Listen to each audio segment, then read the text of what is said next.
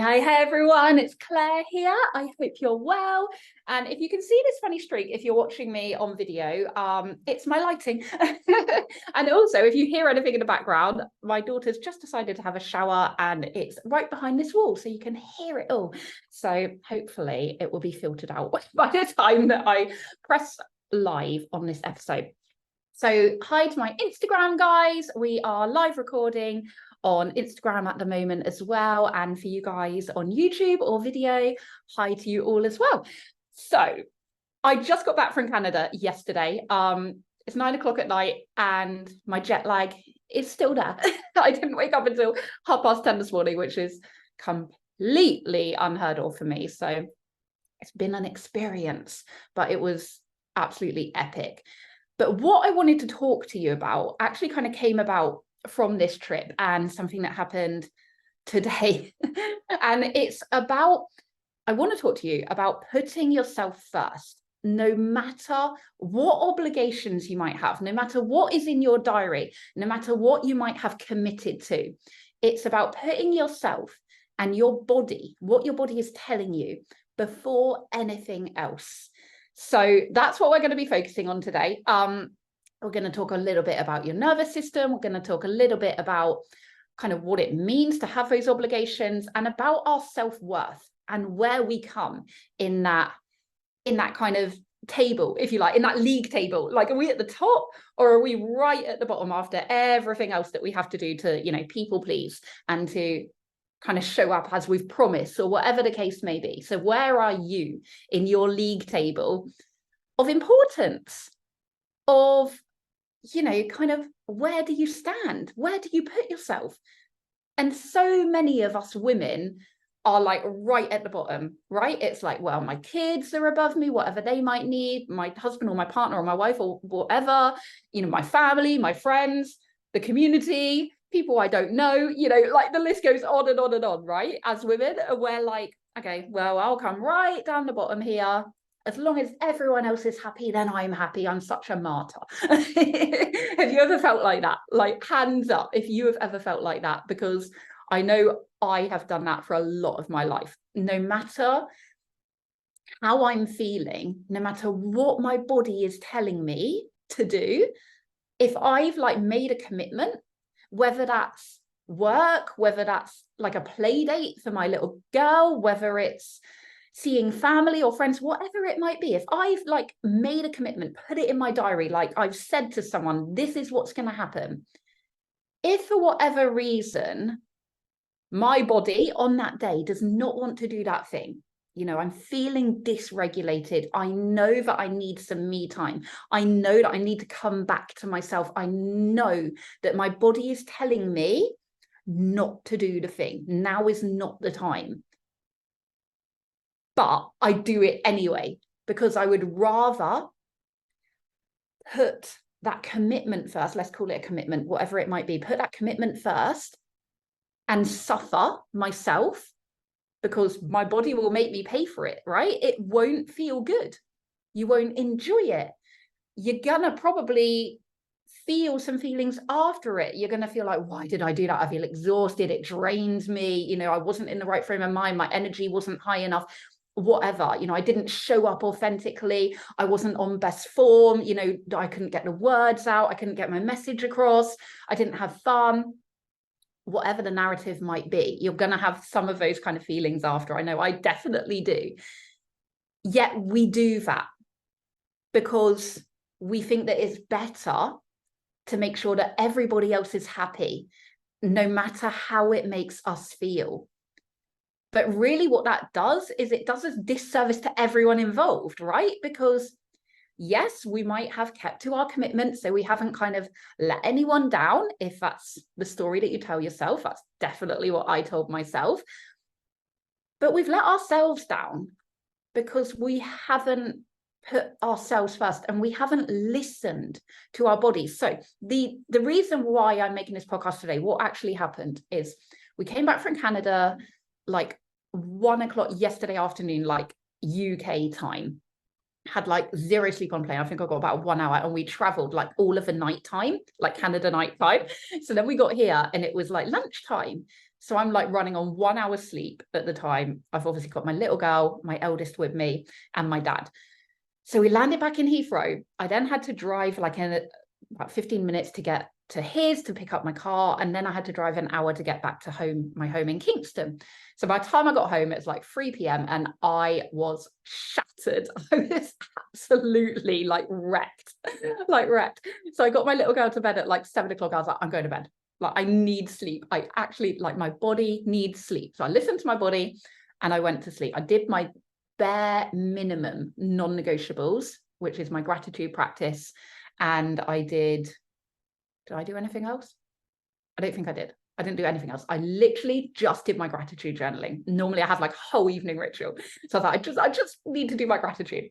So I did that, went to sleep, woke up today, like I said, about 10:30. And then tomorrow we're meant to be going camping to like a weekend festival in the wild in New Forest, which we're really excited about. But I have still felt so tired today. I went to see my best friend today to go and see our dog, who she's looking after, and her.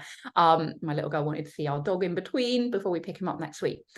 And I was saying to her, you know, we've got the festival, but we're going tomorrow. And I'm not excited about it at the moment because I'm still just so tired. I haven't had any space. Like, we've been around people for the whole last 3.5 weeks. I haven't had any time to like ground or to come back to myself or to realign and rebalance my own energy. It's just been go, go, go, go, go. And so I kind of got thinking when we got home, and I said to Tilly, I said, do you want to go camping tomorrow, or do you want to go Saturday? Because it doesn't really start until Saturday. We were just going to go early to, you know, be there and do anything in the evening. And she was like, I don't mind, you know, whichever. So I was like, okay, why don't we just go Saturday? You know, we've paid for the whole weekend, but I would rather just go Saturday, miss the day that I'd said we were going to go for, and have an extra day of coming back to myself, have an extra day to realign my energy and to reset my nervous system. Because at the moment I can feel that I feel like on edge. I feel stressed. I feel tense. I feel agitated. I can feel in my body that I am not regulated. And if I went tomorrow, I am just going to carry on that whole feeling for the whole weekend until I reset and I realign myself. And why I wanted to make this podcast was because, especially when it comes to things that we've paid for, right? So I know that if I have paid for anything in advance, so like going to a concert, going to a gig, going to a comedy club, going to a festival, a meal, maybe if you've paid a deposit, whatever it might be, maybe you've paid a babysitter, whatever it might be, if you've paid for something in advance, I know I've done this a lot over my life, and you then, for whatever reason, don't feel like going, your body is telling you, and I'm not talking about fear here, I'm talking about when your body tells you, you actually don't want to do this at this time. It's not the right time for you. You don't want to do it. You would rather do something else, whether that's staying at home or whatever the case may be. But you do it anyway because you've paid money for it.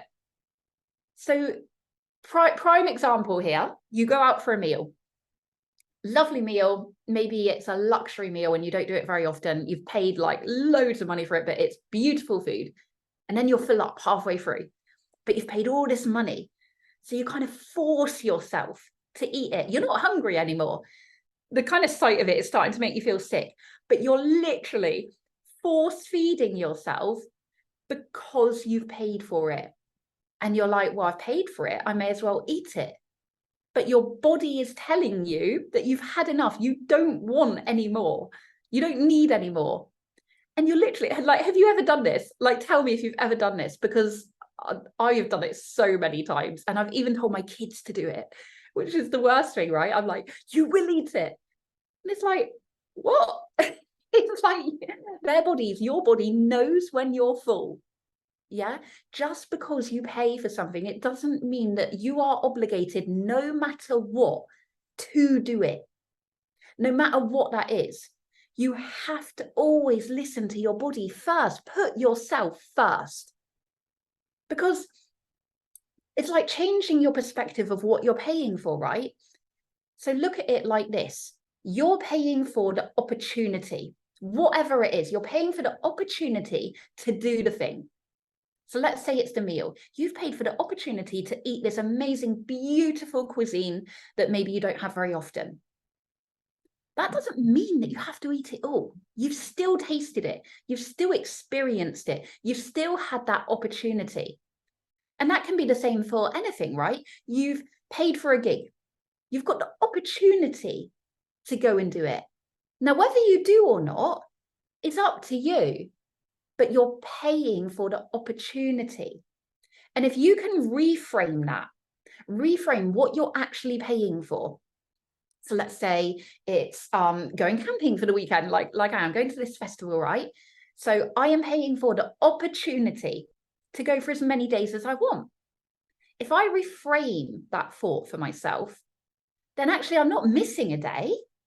I'm just changing the opportunity of time that I want to be there. And it takes away that sense of obligation, that sense of having to, that sense of I must do this because I paid money for it. Reframe it to I've paid for the opportunity and I can take or leave this opportunity. I can use as much of it or as little of it as I want. Maybe I won't use it at all, but I've paid for the opportunity. And an opportunity is not a waste if you don't want it to be a waste, right? What is a waste?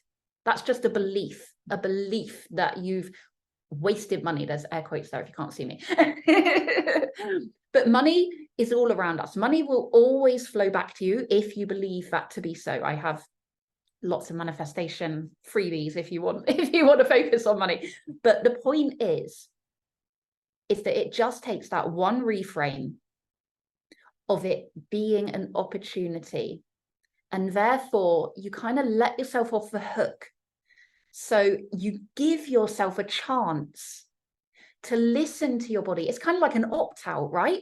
Like you've given yourself leeway. You've given yourself room for movement. You've given yourself space. You've given yourself time. You've given yourself choice around it. Because how many times, like, do we buy courses, for example? I make courses, how many times do we buy a course and we don't use it? But that's not to say we won't ever use it. Maybe it's just not the right time. It doesn't mean it's a waste of money if you don't want it to be. Again, it goes back to the mindset about what you've done with that money. So you can reframe that to, I have the opportunity to use this course whenever the time feels right for me. And that could sit in your computer for a year, a month, a week. Who knows? Who cares? Because you've got that opportunity whenever the time feels right for you.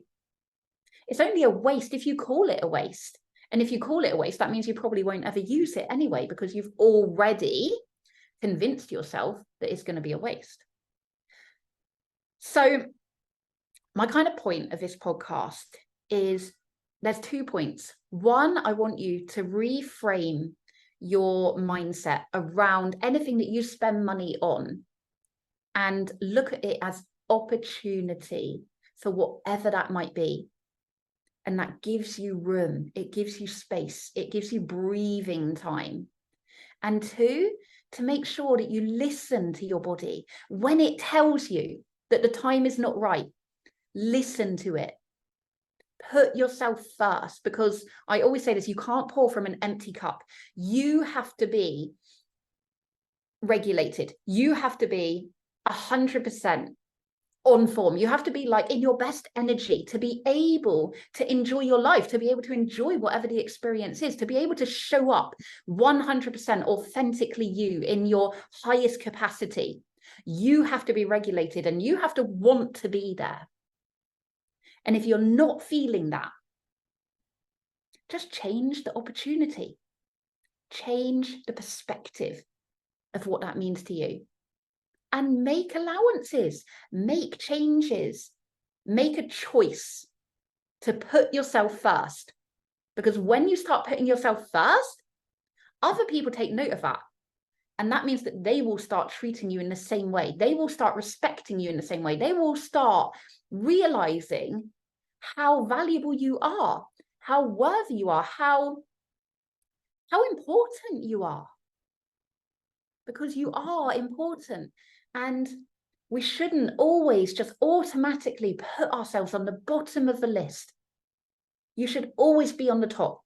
That's why on airplanes, they say to put your own oxygen mask on first, because you can't help someone else if you are struggling. You have to be at your best for anything, whether it's work, friends, family, fun, whatever it is. You have to let yourself have that allowance and give yourself that breathing space and give yourself that value, because you are worthy of it. Okay, so that's my tidbits for today. So I really hope that after this, you're going to change your reframe around anything that you've spent money on as an opportunity to do whatever you want with that time, with that opportunity. Make the most of it or don't. It's irrelevant. You've got the option. You've got the chance. It's up to you what you want to do with that. And always put yourself first. Listen to your body. Listen to what it's telling you. You're not letting anyone down. You're not letting yourself down. In fact, you're doing the opposite. You're putting yourself first. You're listening to yourself. And your body knows best. So listen to it. I'm not going to the festival tomorrow. I'm going Saturday because my body is telling me that is what I need to do. I need that time. And it's okay, because I've changed the reframe around what I've paid for. I've just paid for the opportunity. And if I want to shift that to Saturday, that's fine. It's my choice. And I'm happy with that. I haven't lost anything. I've just changed my perspective on it. And now I can release any of that, like, you know, those feelings, oh, I paid for it, I need to do it. The sense of obligation, the sense of having to commit. And I can give myself that breathing space. I can give myself that allowance. I can give myself that freedom of choice that we kind of feel is taken away from us whenever we pay for something. So give yourself that freedom of choice. Okay, that's it. I'm done. I'm done. That's my TED Talk for today. So as ever, if you want help navigating anything through your spiritual awakening, as you want to transition from being the entrepreneur, you know, the hustle, the grind, the burnout culture, the hamster wheel of constant burnout, and you want to transition into that easy, flowy, abundant life of being a soulpreneur, then I've got your back. You can hit me up. I'll put all of the details in the show notes below. Lots of freebies that can help you on your journey as well. Follow me on the Instagram, whatever floats your boat, whatever channel you're in, whatever world you're in, I'll be there. Facebook, TikTok, that's normally where I'm the silliest. But I've got you. You can reach out to me at any point. And until next time, sending you lots of love. Put yourself first. Listen to your body. Listen to what you need. Give yourself a choice of freedom. Okay, much love until next time. Bye.